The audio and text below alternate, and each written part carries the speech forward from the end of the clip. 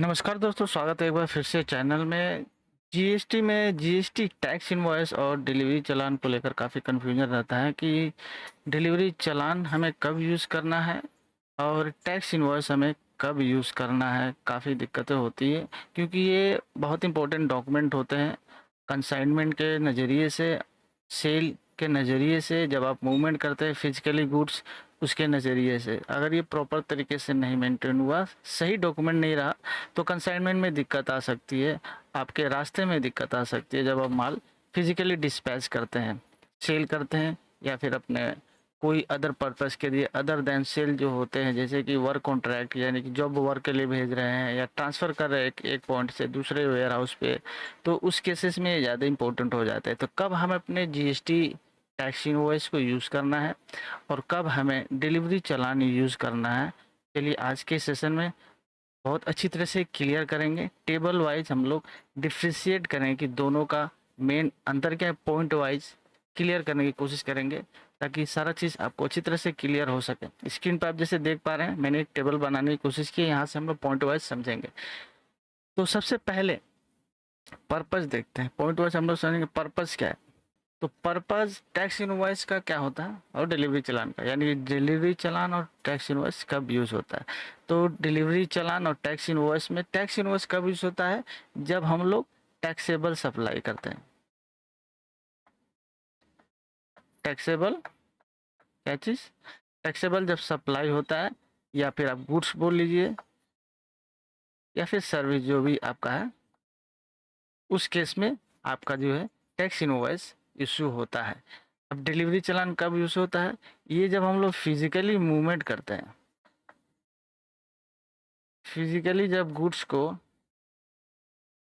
Movement होता है, क्या होता है, मूवमेंट होता है। जब फिजिकली गुड्स मूवमेंट होता है किसी पर्पस के लिए, पर्पस आपका हो सकता है, दोनों का अलग अलग है। पर्पस भी हम लोग एक बार देखते हैं। पर्पस अगर देखें तो सबसे पहला जो पर्पस है टैक्स इनवॉइस का, वो होता है, ये सेल पर्पस के लिए यूज होता है।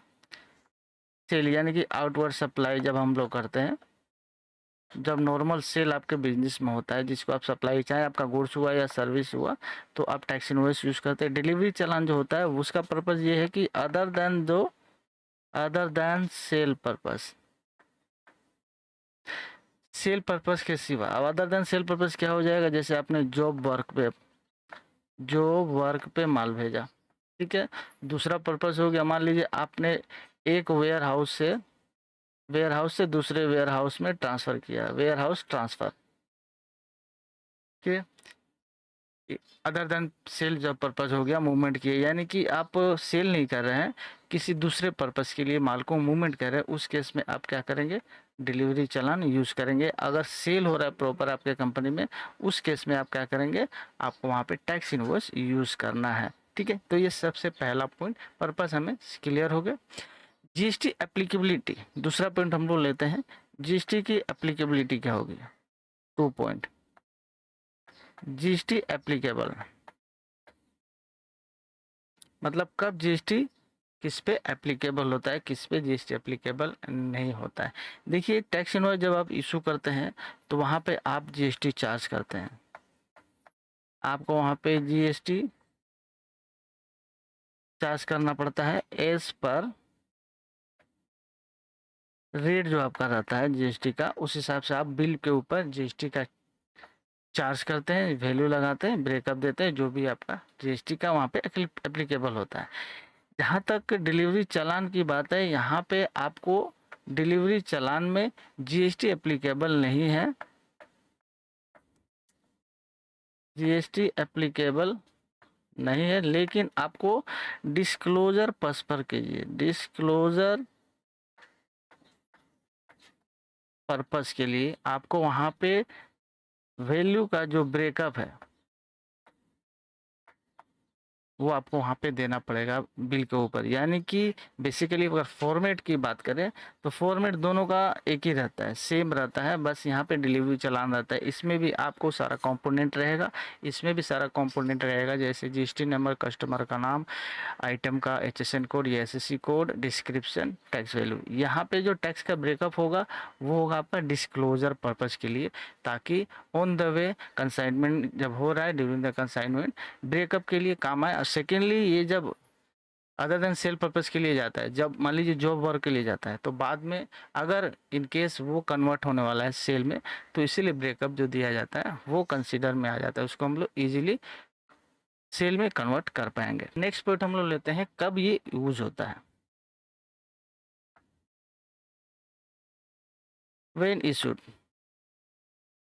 इशू कब होता है भैया? अब इशू जीएसटी चालान और जीएसटी आपका डिलीवरी चालान, जीएसटी टैक्स इनवॉइस कब यूज होता है? व्हेन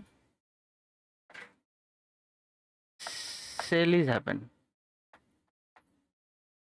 जब सेल जो हैपन होता है या सेल जो एग्जीक्यूट होता है उस समय जीएसटी का टैक्स इनवॉइस इशू होता है, अलोंग विद जीएसटी का टैक्स इनवॉइस, डिलीवरी चालान अगर हुआ अदर पर्पज, दोनों के लिए क्या होता है कि डॉक्यूमेंट के साथ आपका जो ई वे बिल का जो डॉक्यूमेंट होता है वो सारा कुछ करके कंसाइनमेंट होता है। तो ये जब आप सेल करते हैं, आपका प्योर जो सेल होता है गुड्स या सर्विस दोनों के लिए आप ये टैक्स इनवॉइस इशू करते हैं at the time of consignment. अब डिलीवरी चालान कब यूज़ करते हैं? ये जब आप गुड्स को फिजिकली मूवमेंट कराते हैं। क्या होता है फिजिकली जब मूवमेंट होता है one point two other point, तो आपको डिलीवरी चालान के लिए आता है। लेकिन इसका पर्पज़ जैसे मैंने डिस्कस किया कि अदर देन सेल होता है इसका पर्पज़, ठीक है। और ये सेल पर्पज़ होता है, ये दोनों में अंतर होता है। लेकिन at the time of physical movement आपको ये लगेगा कि आपका जब भी मूवमेंट हो, चाहे वो अदर देन सेल पर्पज़ के लिए या पर्पज़ के लिए सेल के लिए, आपका सारा डॉक्यूमेंट लगता है along with E way bill और अदर जो पैकिंग का डिटेल वगैरह होता है वो। ये हो गया कब इशू होता है। अब इसमें चलिए इम्पोर्टेंट चीज़ देख लेते हैं कि मैंडेटरी फील्ड क्या क्या है। ये भी एक इम्पोर्टेंट चीज़, मैंडेटरी फील्ड।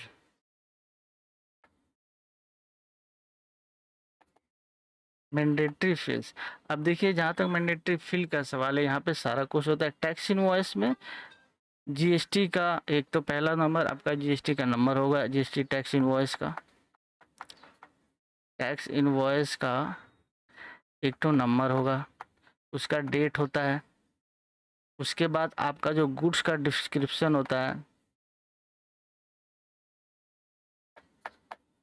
उसका डिस्क्रिप्शन होता है, एचएसएन कोड या एसएससी कोड, ये आपका वहाँ पे रहता है। प्लस आपका टैक्स का ब्रेकअप रहता है, टैक्स का ब्रेकअप रहता है, यानी कि वैल्यूएशन रहता है वहाँ पे, वैल्यू जो भी रहता है माल का वो रहता है यहाँ पे, ठीक है। ये सारे कंपोनेंट रहते हैं। प्लस आपका कस्टमर का नाम, एड्रेस, जैसे आपका नॉर्मल जो फॉर्मेट में एलिमेंट रहता है, नेम हो गया, एड्रेस हो गया, फिर आपका जीएसटी हो गया, कस्टमर का जीएसटी यानी कि जीएसटी का नंबर हो गया। ये सारा कुछ जो कंपोनेंट है, प्लेस ऑफ सप्लाई कहाँ पे हो रहा है, bill to ship to, bill to और शिप टू, ये सारा कुछ जीएसटी के टैक्स इनवॉइस में रहता है। ये जितना भी हम लोगों ने अभी ये डिस्कस किया, ये सारा कुछ डिलीवरी चालान में भी रहता है, सेम एज इनवॉइस। लेकिन दोनों में अंतर ये रहता है, यहाँ पे जो ब्रेकअप रहता है टैक्स का, यहाँ पे जो टैक्स का ब्रेकअप रहता है या वैल्यू का ब्रेकअप रहता है, ये सिर्फ डिस्क्लोजर पर्पस के लिए होता है, वो कंसिडरेबल नहीं होता अकाउंट्स में, क्योंकि ये अदर देन सेल पर्पस के लिए दिया जाता है। तो ये जहाँ तक फील्ड की बात है, ये फील्ड का ऑप्शन हो गया कि क्या क्या मैंडेटरी फील्ड होता है। दोनों का मोर और लेस सेम फील्ड होता है, बस दोनों का पर्पस अलग होता है। और ये जो है जीएसटी जो है इस पे जो चार्ज होता है वो एप्लीकेबल नहीं होता है। अब चलिए इसका रिटर्न का क्या प्रोस्पेक्टिव है। जीएसटी के रिटर्न में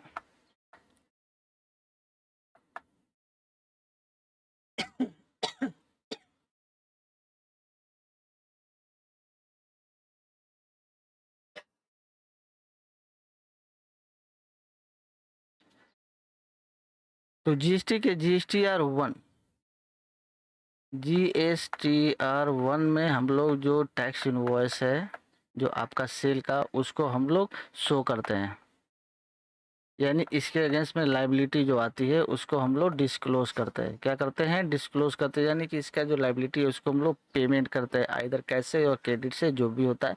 लेकिन जो है डिलीवरी चालान को GSTR 1 में हम लोग नहीं दिखाते हैं, नो डिस्क्लोजर, क्योंकि ये अदर देन सेल होता है, जैसे मैंने बताया। तो इसको, ये सेल नहीं है, क्योंकि आपका सेल नहीं है तो आपका GSTR 1 में नहीं जाएगा। अगला पॉइंट आता है हमारा, कि अगला पॉइंट हो गया ITC। भैया किस पे ITC मिलता है, किस पे नहीं मिलता है? तो इनपुट टैक्स क्रेडिट जो है, ITC जो है आपका सेल जो होता है, यानी कि टैक्स इनवॉइस पे जो होता है, वो जो है रिसिपिएंट माल को जो रिसीव करता है वो क्लेम करता है, ITC एलिजिबल होता है लेने के लिए। लेकिन जो डिलीवरी चालान का ITC होता है, चूंकि ये सिर्फ डिस्क्लोजर पर्पस के लिए होता है, ये होता है, और जो रिसिपिएंट जो है इसको क्लेम नहीं कर सकता, नो क्लेम, ये इसमें क्लेम नहीं कर सकता रिसिपिएंट, क्योंकि ये जस्ट डिस्क्लोजर पर्पस के लिए सेल नहीं होता है, इसलिए इसको रिसिपिएंट क्लेम नहीं कर सकता।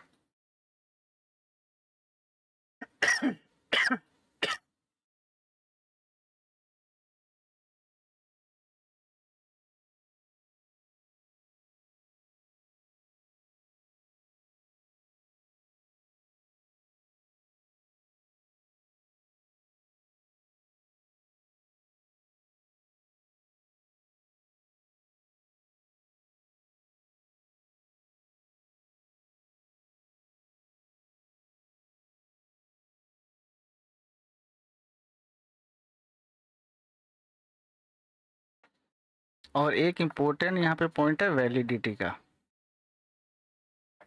अब वैलिडिटी का जहाँ तक सवाल है, ये एज पर पैरामीटर जो होता है, जो परमानेंट रिकॉर्ड होता है अकाउंटिंग कंप्लायंस का, रिकॉर्ड के हिसाब से रहता है, अकाउंटिंग कंप्लायंस के हिसाब से, ठीक है। इसको रखा जाता है, इसकी लायबिलिटी ऑलरेडी हम लोग GSTR 1 में फाइल कर देते हैं। लेकिन जहाँ तक डिलीवरी चालान का बात है, ये 45 days from the date of dispatch, अगर वापस रिटर्न नहीं अगर होता है, रिटर्न बैक नहीं करता है, रिटर्न बैक जो रिसिपिएंट नहीं करता है, तो ये जो है इसको सेल में कंसीडर किया जाता है, इसको सेल में कन्वर्ट कर लेना होगा। 45 डेज के अंदर में रिटर्न नहीं होता है तो उसके बाद इसको सेल कंसीडर होता है, सेल में काउंट कर लिया जाता है, सेल में कन्वर्ट कर दिया जाता है, इसे सेल ट्रीट किया जाता है, और इस केस में इसको GSTR 1 में डिस्क्लोज किया जाता है। तो ये बेसिक डिफरेंसेस हो गया GST का टैक्स इनवॉइस और डिलीवरी चालान में, जिसको लेकर काफ़ी कंफ्यूजन रहता है। बहुत से पॉइंट जो है इसमें आपके कवर सारे हो गए होंगे, सारा चीज़ क्लियर आई हो गया होगा। कोई क्वेश्चन है आप कमेंट जरूर करिएगा, और ऐसी वीडियो पाने के लिए वीडियो के साथ साथ आप इस चैनल को सब्सक्राइब करके बेल आइकन को और पे सेट कर सकते हैं, ताकि सारे वीडियो का नोटिफिकेशन आपके पास रेगुलर पहुँचती रहे। चलिए वीडियो खत्म करते हैं, मिलते हैं नेक्स्ट वीडियो, तब तक के लिए थैंक्स फॉर वॉचिंग।